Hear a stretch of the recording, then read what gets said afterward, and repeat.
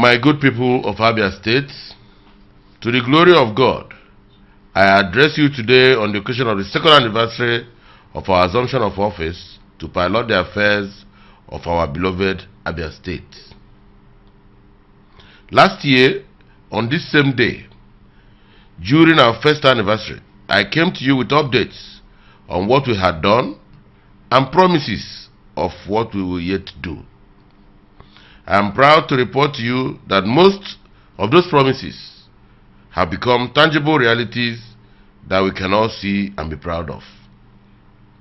As you are aware, upon assumption of office, we identified 5 pillars of development upon which we propose to anchor our developmental vision. These pillars are education, commerce, trade, oil and gas, and agriculture. The pillars also had enablers which, when taken together, we had no doubt that they had the potentials to accelerate our growth and development as a state and place us on an enviable pedestal.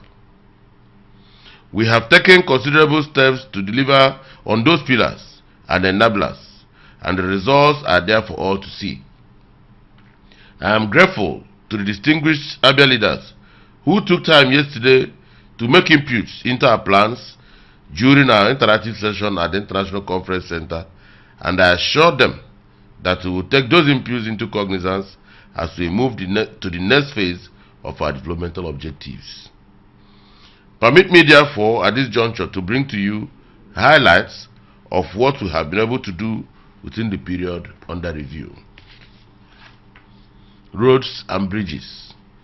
One of the very first actions I took on the first working day after my swearing in as governor was to flag off construction on roads in Aba and Umuahia. We are mindful of the importance of good roads to the stimulation of economic and social activities, and we have not relented since day one. To date, we have succeeded in completing about 40 roads across the state, out of about 80 roads we embarked upon from inception. Mention must be made of the fact that most of these roads, especially in Aba, are being constructed with rigid pavement technology which guarantees their longevity.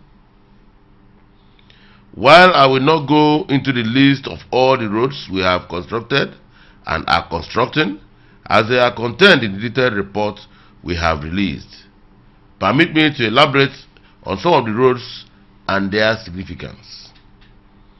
As you all know, we awarded a contract for the reconstruction of Fox Road last year to Citraco Construction Company. A component of the contract was also the solving of the perennial problem of Ifobra Basin and Ukumango, which it had to always cause the area to be flooded. Today, to the glory of God, the company has achieved significant milestone in fixing Fox Road and creatively solving the problem of Ifobra Basin.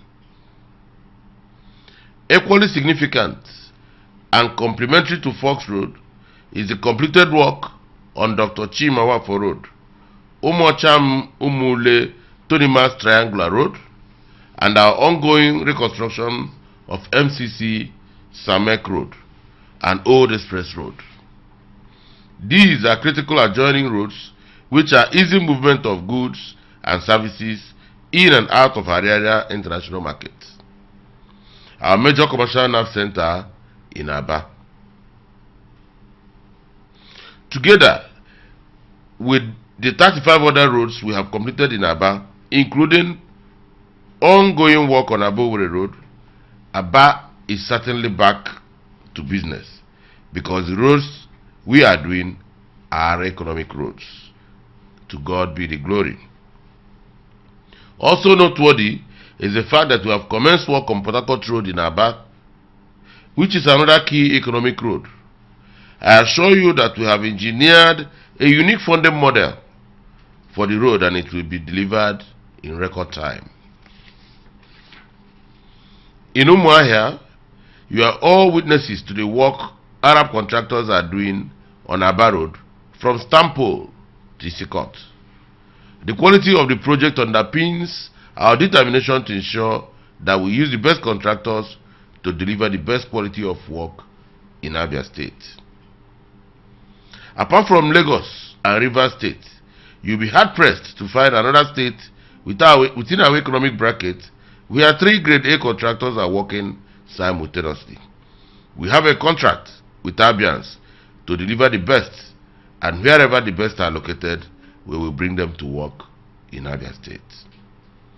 In Abia North Senatorial District, among all other roads we are doing include the Abriba Ring Road, the Abriba Mporo Road, the Ohafia Township Roads, the Eluama Otamba Road, the Eke Obuzo Ngodo Road, and the Mpa Road.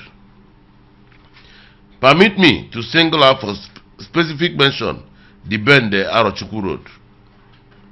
This road was conceptualized to serve as an alternative to the perennially impassable Ohafia Arochukwu Federal Road. I had the opportunity to inspect it during our thank you tour to Arochukwu last week, and I witnessed the laying of the bridge on the road. My promise to Abians is that by Christmas 2017, the road will be completed and commissioned so that our brothers from that axis can comfortably travel to their communities. My dear Abians, for as long as a road is within Abia State, irrespective of the owners, so long as it is bad, we will fix it. Where we cannot fix the road for a variety of reasons, we shall provide alternative roads. This resolve is born out of the knowledge that it is our people that apply these roads and we cannot allow them to suffer. May I also report that we have started work on building 10 kilometers of roads in every local government area of Abia State. We started from Osisioma in Abia Central Senatorial District, and my assurance to you is that within the next 1 year, every local government area in Abia State will feel the impact of our infrastructural development master plan. Going forward, we will continue to work on our Trans-Abia Highway from Sulu in Isialangwa North to Ikuano, and from Ikuano to Bende. This road will run through our cocoa belt and drive agricultural development.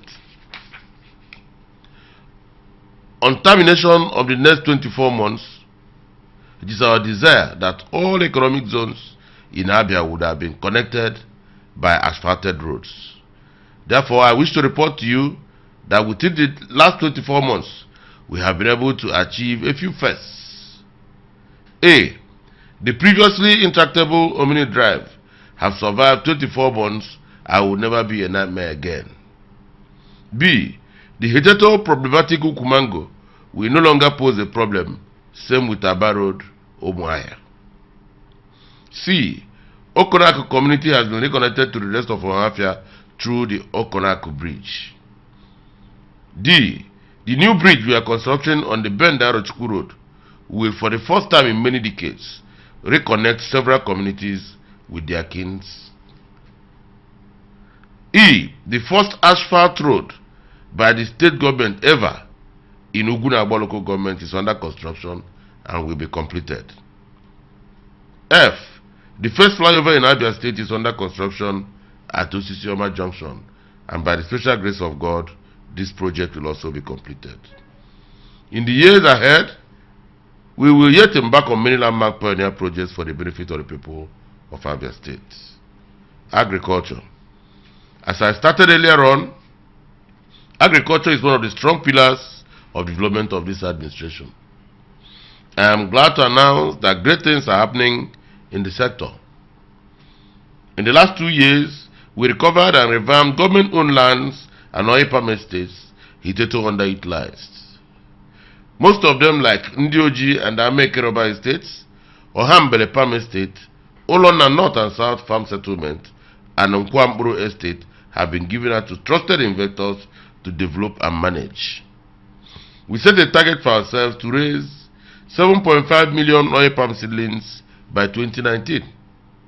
Last year, we raised 2 million oil palm tenera seedlings at Ayaba Umueze in Osisioma local government, and we are raising another 2.5 million seedlings this year. One of our landmark achievements in the agricultural sector is the establishment of a pilot oyster mushroom project at the Ministry of Agriculture headquarters in Umuahia. The farm, located in approximately a quarter plot of land, has capacity of accommodating 3,500 bags of mushroom substrates, yielding almost 50,000 naira per day to a potential mushroom farmer.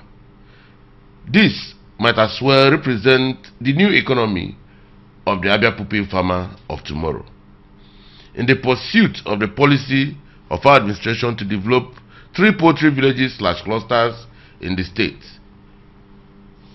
the ministry has commenced work on the site in Omunansulu, Isialangwa North local government area. The Ministry of Agriculture has also developed a 2,500 capacity ultramodern layer farm at its headquarters premises in Umuahia, with a production capacity of nearly 20 to 24,000 crates of egg per cycle of 18 months.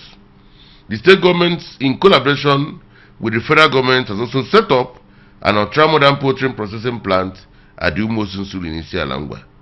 Suffice it to say that Abia State has regained its place as the preeminent agricultural state in Nigeria. Education. In the education sector, we have in the last 2 years concentrated on training and retraining of our teachers to equip them to be able to impart current knowledge to our pupils and students. We have since inception partnered with the Precious Kids Education Empowerment Organization of Australia to bring our primary schools at par with modern trends. We have partnered with the organization to provide cognitive and IQ training, computers, generating sets, toys, and modern learning tools for the use of our primary school pupils. We also embarked on a school feeding program to provide one healthy meal for all our pupils, and the program has since been adopted by the federal government. It is my promise to you that with all the work we are putting in place, no pupil will sit on the floor to study again in Abia State. Trade and industry. Within the period under review, we ramped up our Made in Abia campaign to a great gain. It gives me pleasure to announce to you that our sustained advocacy for the patronage of goods made in Abia State has led to inflow of over 1.5 billion naira directly to our SMEs in the last 1 year. The Nigerian Army has placed orders for 50,000 boots to be produced in Aba, and since then, we've not looked back. Recently, Ford Foundation unveiled a documentary sponsored to showcase goods produced in Aba, and the campaign is airing on CNN and other international and local stations at no cost to state government. We have taken the campaign to the next level, which is Make in Aba, to encourage the establishment of factories and industries within our environment. Recently, I was in China on an investment trip, and while there, I met with manufacturers of different products, from shoes to garments, to ceramics to electrical fittings and ICT gadgets. A week after my return from China, the investors we met while there started coming to Abia State to conclude the discussions and identify land for settling up their factories. In the next couple of weeks, 100 Abia youths will be going to China for 1 year to understudy mechanized shoe production. This crop of Abians will be the fulcrum upon which we will launch our leap into mechanized production in Abia State. Ease of doing business. In our determination to ensure that businesses thrive in Abia State, we built a one-stop shop in Umuahia for investment promotion in Abia State. The aim is to ensure that within 2 weeks of coming into Abia State, investors are able to acquire all the documentation they require to commence business. This initiative will accelerate businesses in Abia State and create employment for ultimate youths. Beloved Abians, time will not permit me to outline all we have done.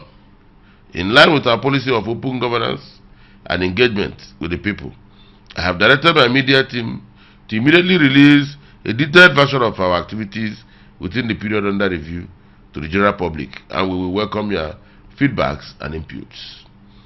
However, permit me to state that in all, What I will consider to be our greatest achievement is the fact that Abia State has regained enormous respect in Nigeria. Nigeria can no longer ignore Abia State, and Abians, wherever they find themselves, can now be proud to identify themselves as Abians. Recently, the acting president, Professor Yemi Oshibanjo, signed 3 executive orders into law, with one specifically directing the compulsory patronage of local goods by federal ministries, departments, and agencies. I am proud to announce to you that Aba and Abia State is a direct beneficiary of that presidential order. The nation has acknowledged our industry and enterprise, and we should all be proud. Unity of purpose. As you all are aware, our state witnessed a long period of judicial interventions to determine the rightful occupant of the seat of governance in our dear state. It has pleased God to resolve all these disputes in my favor.